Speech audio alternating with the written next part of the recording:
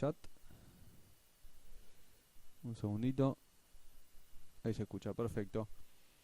Bueno, hoy tenemos la primera presencia femenina en nuestro Outlook semanal de mercados. La tengo al lado mío a Flavia Matsuda, analista cuantitativa de acá de Invertir Online. Nos va a estar comentando un poco cómo ve algunos activos y a nivel local, qué está pasando un poco con las tasas también. Vamos a hablar algo también de bonos, bien enfocado a la macro y al mercado local. ¿Cómo te va, Flavia? Buenas tardes a todos. Me parece un poco de presión. Siendo la primera mujer, espero representar bien a las mujeres. Bueno, vos me dirás cómo... Bueno, arranquemos un poco, como siempre, mencionando algunos datos del mercado internacional. Tuvimos el dato de PBI de Japón, sí, decepcionó creciendo solamente un 0,2%, por ciento, sí, en julio contra un 0,7%, sí, bastante por debajo del dato anterior, que había sido un 2% de crecimiento, y motivado, bueno, por fuerte caída en las exportaciones, sí, un 14% abajo respecto de igual cuarto del año anterior, las exportaciones japonesas, un poco motivado también por la apreciación que viene teniendo el yen japonés, ¿no? En este contexto, bueno, el Nikkei 2% abajo en la semana y el yen japonés otra vez apreciándose 1% más, ¿sí? Eh, Tuvimos también inflación en el Reino Unido, aquí, bueno, el efecto contrario, ¿no? A lo que le sucede a Japón con la devaluación de la libra tras el Brexit. De a poquito se van viendo los efectos en la macro. Tuvimos inflación de julio del 0,6, ¿sí?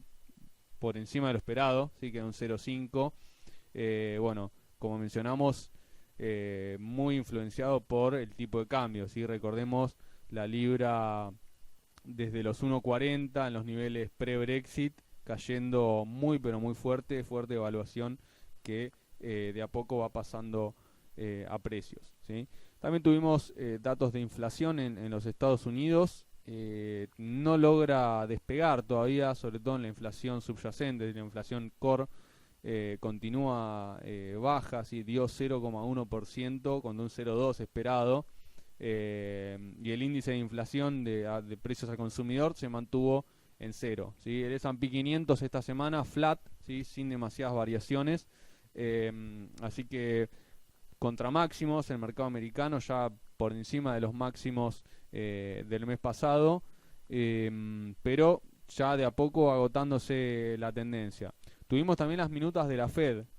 Las minutas de la Fed que varios miembros se mostraron con opiniones dispares, ¿sí? Varios miembros esperan ver algunos datos macro más como para avanzar hacia una decisión de suba de tasas.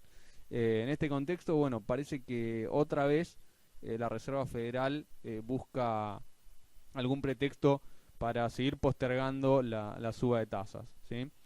Tuvimos dato también de inflación de la zona euro, cumpliendo las expectativas, 0,2% en julio, la inflación de la zona euro, un tema muy delicado, sobre todo marcando la agenda de Draghi y del Banco Central Europeo, para ver cómo continúa la política ultra expansiva que está aplicando de tasas rozando el cero y muy fuerte expansión monetaria a través de compra de títulos. Ya para finalizar acá en la parte internacional, tuvimos los inventarios de petróleo crudo muy pero muy bullish, 2,5 millones de barriles menos que la semana pasada, sí se esperaba un crecimiento de 500.000 barriles de crudo en los Estados Unidos. Esto lo presenta todos los días miércoles el Departamento de Energía de los Estados Unidos. Y el crudo continúa, ahora en breve vamos a estar analizando, el crudo continúa con un fuerte rally alcista, cerrando la semana en la zona de 48,56 y subiendo 23% desde mínimo, ¿sí? En cuestión de 2 semanas y media más o menos, el crudo tuvo retornos espectaculares, ¿sí? En este caso, bueno, los inventarios le dieron un poco más de impulso. Recordemos que las semanas anteriores, a pesar de inventarios mucho más altos de lo esperado, el crudo seguía subiendo sin parar. Fíjense que ya está cerca de alcanzar los máximos de toda esta recuperación que hizo a principio de año, ¿sí? Hasta los 51.38.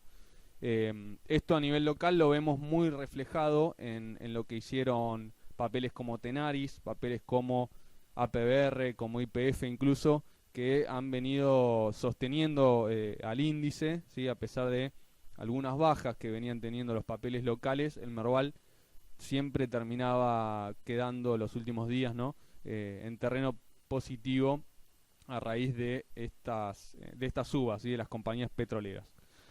Pasemos ahora a algunas noticias del mercado local, ya para empezar a darle un poco de pie a nuestra invitada. Tuvimos otra baja de tasas de letras del Banco Central, 50 puntos básicos abajo. Recordemos, la semana anterior había cerrado en 29 y 3 cuartos, ahora 29 y un cuarto, sí, 29,25% las LEVAC de 35 días. ¿Sí? El Banco Central absorbió 100 millones de pesos de la base monetaria, ¿sí?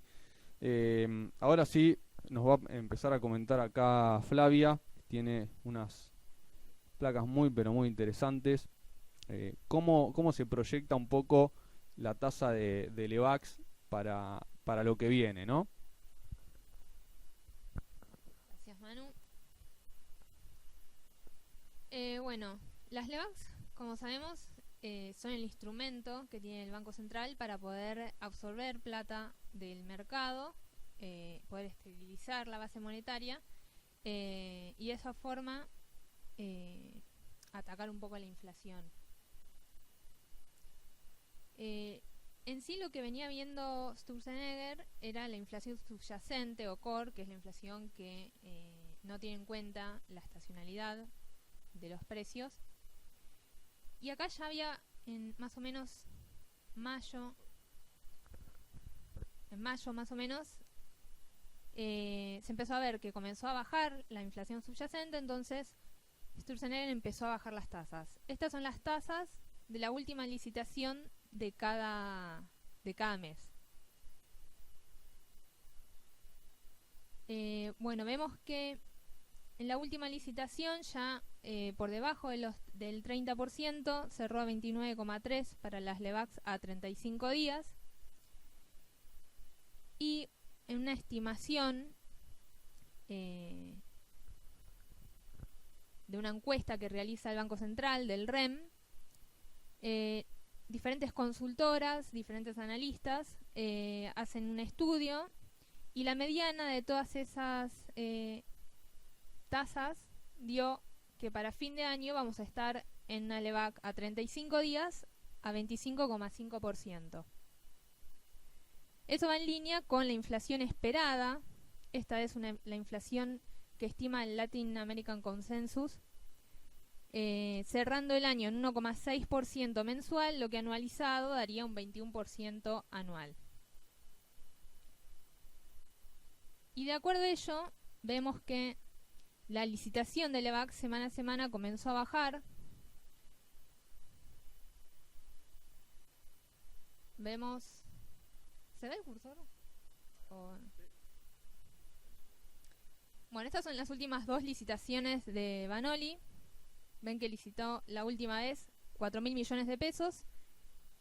Acá Sturzenegger levantó la tasa y empezamos a ver que la emisión de LEVAX empezó a crecer, llegando a un tope de 90.000 millones, luego 94.000 millones, y vemos que en las últimas dos licitaciones bajó a 70 y 69.000 millones. Y bueno, nosotros acá en Invertir Online también comenzamos a notar que el inversor va perdiendo un poco el interés por las LEVAX. La LEVAC, digamos, era una inversión bastante interesante para cualquier perfil de inversor. Creo que tanto el agresivo como el más conservador aprovechó la tasa alta de las LEVAX. Ahora estamos viendo que algunos inversores empiezan a salir de las LEVAX y algunos irán a renta fija, pero muchos otros que son agresivos irán a renta variable. No sé qué opinas. Sí, es un poco lo que estuvimos viendo más o menos cuando la tasa empezó a caer de 34, 33, coincidente tampoco con el rally de lo que es el Merval primero, ¿sí? Eso se vio reflejado en los activos quizás de mayor calidad en renta variable o los más líquidos, y después cuando la tasa continuó bajando, fuimos teniendo también flujos hacia títulos del panel general, ¿sí? Las subas que vimos, por ejemplo, en activos como Agrometal, como Pesur, como Carboclor, como Indupa, luego de la suspensión de cotización. Me parece que acá lo que vemos es mucho flujo de capital, ¿sí? Como comentabas vos, Flavia, acá a nivel, digamos, eh, broker, vemos como a medida que fue bajando la tasa, mucha gente que entraba a raíz de oportunidades de tasas en 38 que se mantuvieron más o menos 2 meses, después se fueron pasando un poco, tomando un poco más de riesgo, incluso también parte de esas carteras se fueron dolarizando vía bonos, ¿no? Vía AY24, vía DICA, vía O20, vía AA17, ¿sí? Que estos títulos dieron muy buenas oportunidades, ¿sí? Dieron retornos muy interesantes. Creo que acá vos tenías una... A ver. Bueno, lo que se ve acá son las tasas de los bonos en dólares y cómo van acompañando la baja en el riesgo país. El ENVI, que calcula el JP Morgan, en enero de 2015 estábamos en 742 puntos, luego comenzamos a bajar, estuvimos alrededor de los 600 puntos un año atrás y hoy ya estamos por debajo de los 500 puntos, hoy 473 de riesgo país. Entonces vimos cómo se empezó a reducir el spread. Recordemos, el riesgo país es el spread que hay entre los bonos nacionales, en este caso los bonos argentinos, y los bonos del Tesoro de Estados Unidos. Entonces, los bonos que estaban rindiendo alrededor de 10% un año atrás, hoy vemos que, por ejemplo, el bono más largo, un DICA, a 20 años, a 17 años más o menos, está rindiendo alrededor de 6%.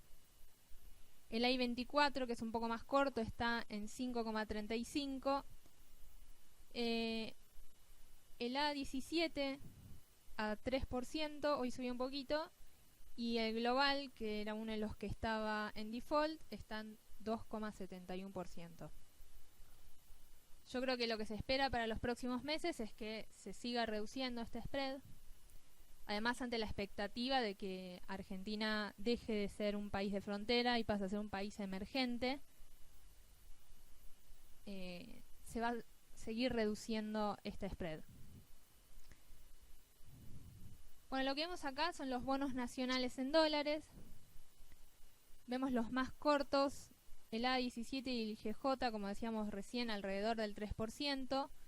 El AN18 también. Y recién los bonos más largos, los bonos par, con una duration modificada de 12 aproximadamente, son los que tienen las tasas más largas, las tasas más altas, alrededor del 6%. Si los comparamos con los bonos provinciales Dollar Link, yo creo que acá hay una oportunidad, ya que para la misma duración, por ejemplo una duration de 1, estamos obteniendo una rentabilidad del 6,5-7%. Si vemos acá el PMD 18 y el PMO, que están por arriba de la curva. Sí, acá una duration de 1 están en 3%, o sea, es la mitad prácticamente. Entonces creo que ahí hay una oportunidad. Yo en este momento me tiro más por los bonos provinciales.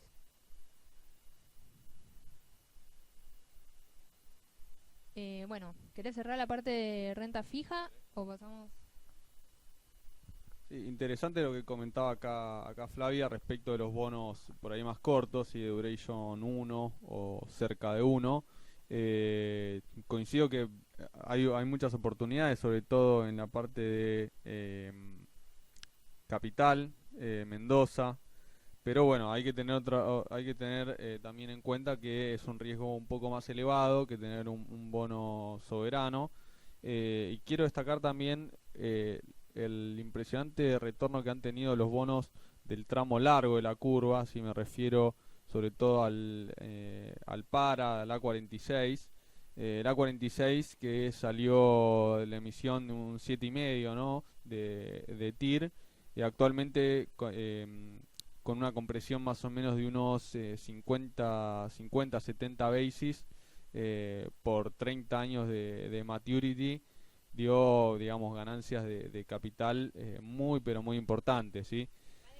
Hay que tener en cuenta con estos bonos, los últimos que se lanzaron, el A19, A26, A21 y A46, cuando fue el arreglo de los holdouts, que no son bonos para cualquier inversor porque tiene una lámina mina de 150.000.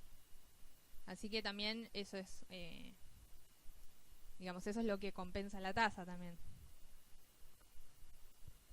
Sí, correcto. Creo que parte de este rally de bonos argentinos no solo es sobre todo el rally del último tramo, ¿sí? No solo es por quizás normalización económica o por cambio de aires políticos, sino también por un poco efecto blanqueo, ¿sí? Me parece que hay mucha expectativa dando vuelta en torno a lo que pueda pasar con los títulos, sobre todo con los títulos más cortos, ¿sí? Los AA17 y GJ, respecto al blanqueo, ¿sí? Creo que en el mercado hay cierta expectativa de que entren, si bien hay que tener en cuenta que este blanqueo, a diferencia del gobierno anterior, no es obligatorio pasar de dólares a pesos, ¿sí? Acá en este blanqueo, yo si tengo propiedades afuera o cash afuera, no lo tengo que convertir forzosamente a pesos, pero me parece que una parte va a venir a meterse en bonos largos o medios con el fin de recuperar ese 10% eh, que se paga de multa, ¿no? No soy del todo partidario, esto es algo que comentaba hace unas semanas Miguel Bogiano. Él no estaba tan de acuerdo con esta recomendación de pagar 10% y comprar bonos largos, justamente porque él lo que hablaba era de la burbuja internacional de bonos y que conllevaba un riesgo un poco más alto.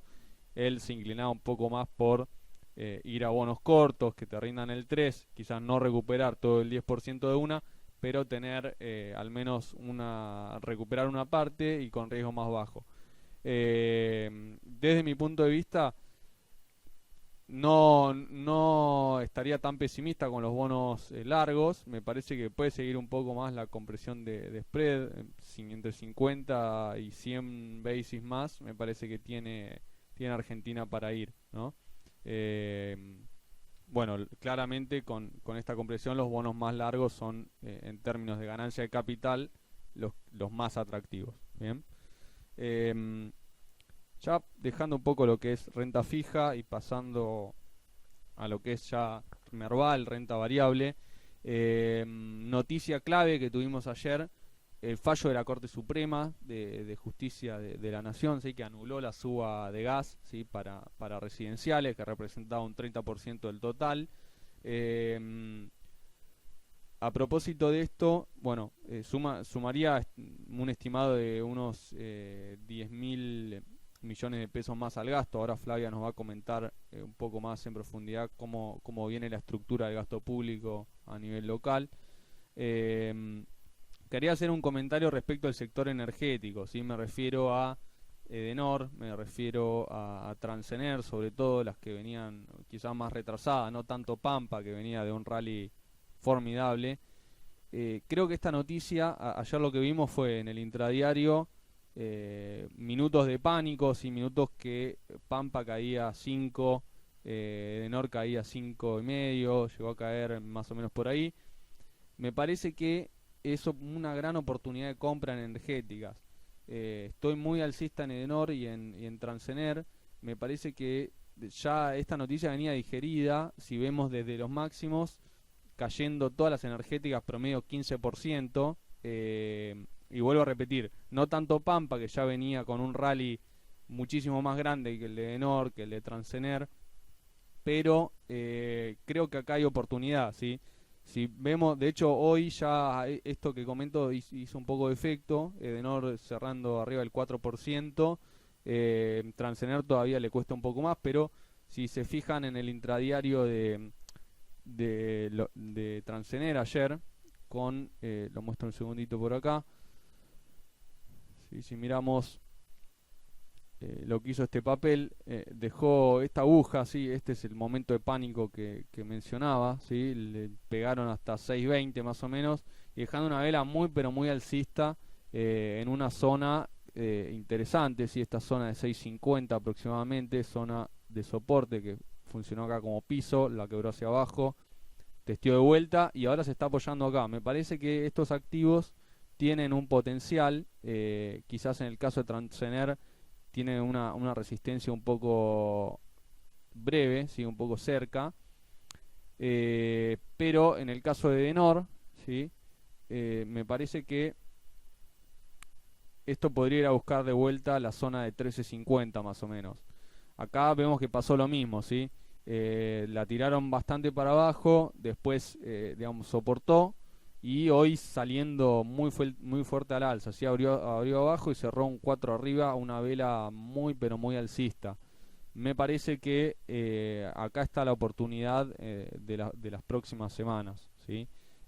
Acá hay en alguna metalúrgica también muy rezagada, Siderar, que hoy también reaccionando con una suba de un 3,5% más o menos subió también Siderar. Me parece que estas son las que hay que empezar a mirar, porque como dice el dicho, compra con la noticia y venta con el rumor, compra con la noticia, ¿sí? Acá, si podemos ver, me parece que todo este tramito bajista de acá, que parece poco, pero es un 15%, ¿sí? Más o menos de 13 a la zona de 11-20.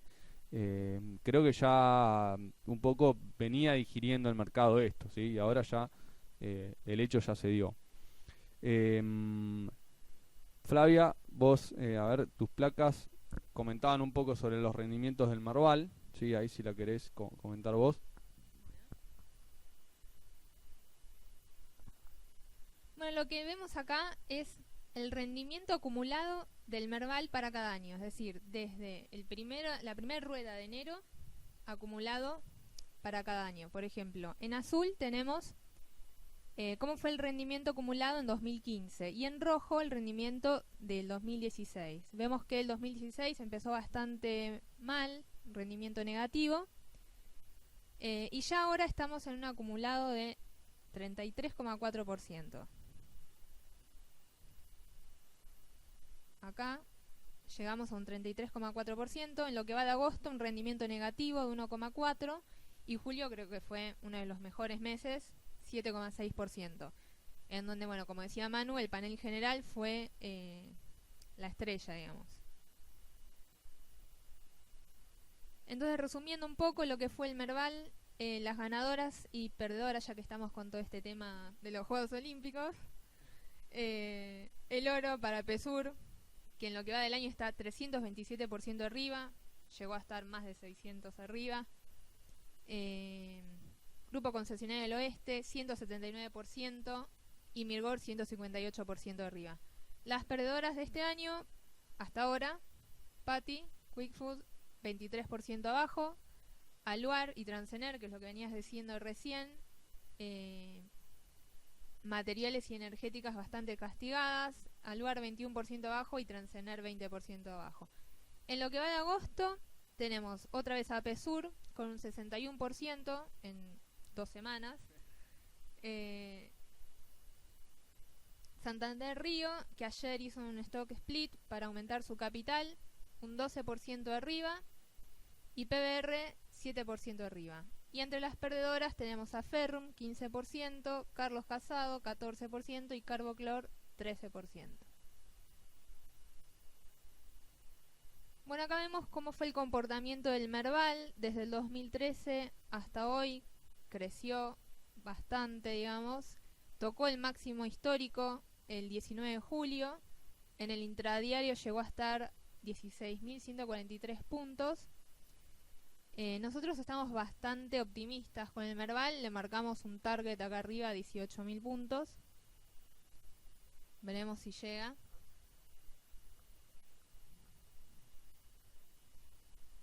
Y bueno, acá lo que analizamos un poco es, comparamos el market cap de las diferentes bolsas de Latinoamérica. Por supuesto es un market cap en dólares. El más alto que vemos acá es el Bovespa. Le sigue la bolsa mexicana. Y vemos acá flat bien abajo la bolsa de Buenos Aires. O sea, en casi 14 años estamos iguales. Si vemos más de cerca el market cap de Buenos Aires, bueno, varió bastante, pero sigue lateralizando, ¿no? Bueno, de hecho, en los últimos años casi no tuvimos IPOs.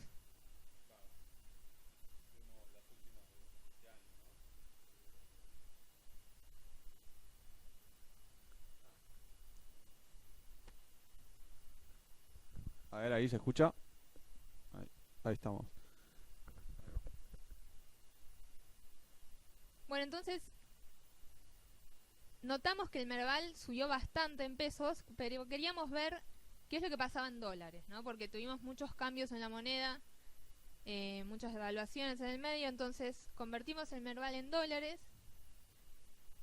Y lo que vemos es que desde la década del 90 hasta hoy, son 30 años, casi 25 años, y el Merval lateraliza. O sea, siempre tenemos una zona de compra y una zona de venta. El año pasado, el 5 de mayo, tocó su máximo histórico en dólares, 1067 puntos, y nunca lo pudimos superar. Ahora estamos bastante cerquita, hoy creo que cerró en 1035 más o menos. Y bueno, nosotros ahora, como estamos optimistas, vemos acá un triángulo simétrico y le marcamos un target acá arriba en los 1255 puntos. O sea, la gran pregunta es si alguna vez vamos a salir de esta lateralización.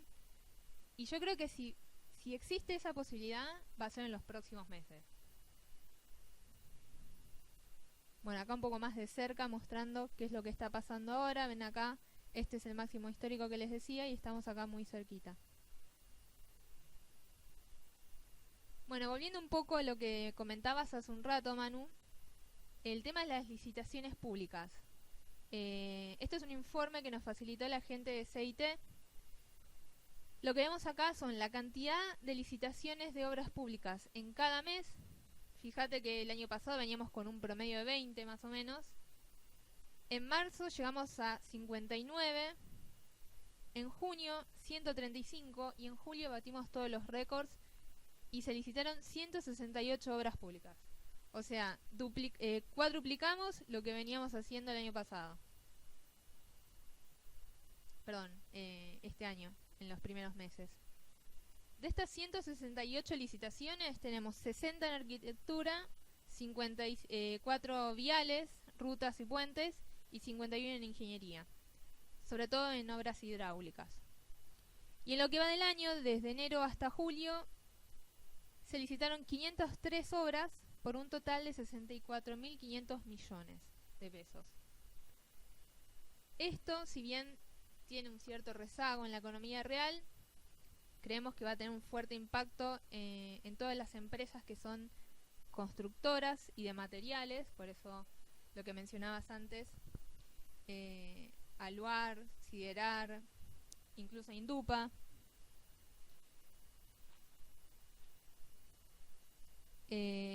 Por supuesto también la parte de real estate, que se empieza a reactivar un poco con la vuelta de los créditos hipotecarios también. Y por supuesto esto va a mejorar el empleo, con lo cual esperamos que el consumo se vuelva a reactivar.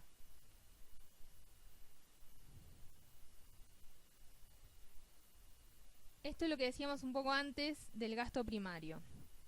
El gasto primario está dividido a grandes rasgos en seguridad social, transferencias al sector privado, remuneraciones, gastos de capital, bienes y servicios y resto. Cuando asumió la presidencia Mauricio Macri en diciembre del año pasado, se estimaba, todavía no se tenía el dato real, de que el déficit fiscal iba a estar alrededor del 5,8%. Luego, el gobierno tenía planeado ciertas medidas, que fue lo que habían prometido en campaña, que era la suba de la base imponible. Eso todavía es discutible, igual, porque falta modificar los porcentajes. La devolución de AFIP por la compra de dólares, la quita del IVA a los alimentos, la asignación universal por hijo a los monotributistas y la quita de retenciones. Todo esto tuvo un impacto de 1,3% sobre el PBI, o sea que nosotros partimos de un déficit de 5,8 y terminamos teniendo un déficit de casi 7.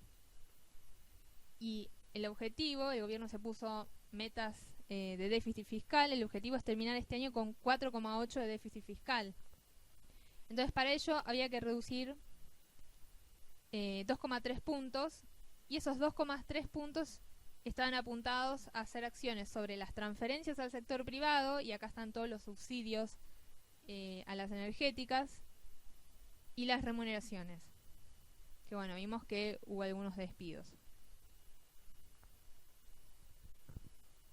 Dentro de los subsidios a las empresas del sector privado, el 70% se destina a la energía. Entonces, bueno, veremos qué es lo que pasa con el tema de las tarifas. Fue solo para las tarifas residenciales, y si bien se van a llamar a audiencias públicas, creemos que quizás esto va a tardar un poco más, pero las tarifas van a terminar aumentándose. Así que yo también apuesto a Edenor, a Metrogas. De hecho están recomendadas en el reporte técnico. Y bueno, y como habíamos dicho, también a todo lo que es materiales y consumo. Bueno, acá un poco para terminar, estas son las recomendaciones de diferentes analistas independientes a IOL. Digamos, no es de un solo analista, sino de varios analistas de las empresas del Merval. Faltan algunas acá que no tenían recomendaciones, pero bueno, estas son todas las empresas del Merval que tienen alguna recomendación, en donde vemos que una de las preferidas es YPF, seguida de Edenor y Pampa, con un precio actual de 266, y le ponen un target de 517, o sea, casi que se duplicaría. Así que bueno, las preferidas, energéticas, materiales y bueno, algunos bancos también acompañando.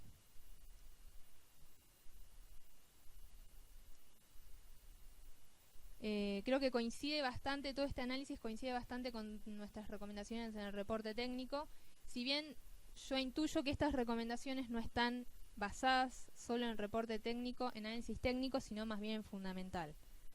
Pero bueno, vemos que en este caso las recomendaciones coinciden y van de la mano. No sé cómo andamos de tiempo. ¿Estamos bien? Bueno, no, un poco para resumir, yo le veo bastante potencial a todo lo que es construcción, materiales básicos y consumo. Bueno, y todo lo que es servicios públicos, ¿no? La parte de las tarifas.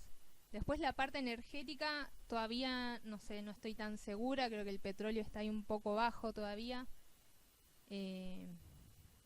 Veremos qué sucede, pero yo para el petróleo esperaría un poco más, para lo que es PBR, por ejemplo. No sé vos si coincidís. Sí, en el caso del crudo, acá Flavia, me parece que después del rally que vimos en las últimas semanas, sí, dijimos subió un 23% desde mínimo. me parece que merece ahora una corrección nuevamente. Dijimos, lo vimos cerrando en 48.56, hoy el crudo, con un techo muy importante en la zona de 50, por lo cual me parece que estamos más cerca de un recorte a toda esta suba que hizo tan vertical que a quebrar 50 y seguir subiendo, ¿sí? Si me preguntás por el caso APBR, todavía más, ¿sí? APBR vimos subas incluso cuando el crudo bajaba de la zona de 50 a la zona de 35, ¿sí?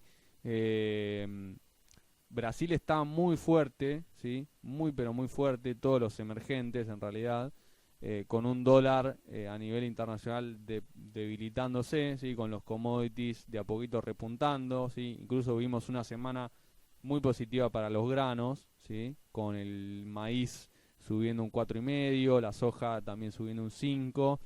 Me parece que el caso de APBR, si bien estoy alcista de más largo plazo, me parece que todo el tramo que subió, ¿sí? Desde los mínimos, me parece que ya merece un recorte, al menos de corto plazo, para continuar con la senda alcista. Vamos a hablar un poco más de Brasil en las próximas teleconferencias, sobre todo en los activos a los cuales tenemos acceso acá en el mercado local, que son APBR y Vale. Son dos activos muy volátiles, pero que creo que tienen buenas perspectivas, ¿sí? Em, Quería comentar también, ya para ir cerrando, un poco el comportamiento del tipo de cambio, ¿sí? El dólar contra el peso argentino. Una semana alcista, ¿sí? 1,8 arriba el dólar, armando una especie de triángulo. Me parece que de a poco, bueno, con creo que acá impactó un poco no solo la baja de tasa de Levax, ¿sí? Una reorganización de algunas carteras que se fueron pasando a activos dolarizados. Me parece también tuvo algo de impacto el fallo de la Corte, que implica, bueno, gastar al menos 10.000 millones más, ¿sí? Si bien, bueno, el resultado de Levax fue contractivo, creo que a pesar del blanqueo, ¿sí? A pesar del blanqueo y toda la expectativa que pueda llegar a tener para las arcas públicas, como comentaba hoy más temprano, ¿sí?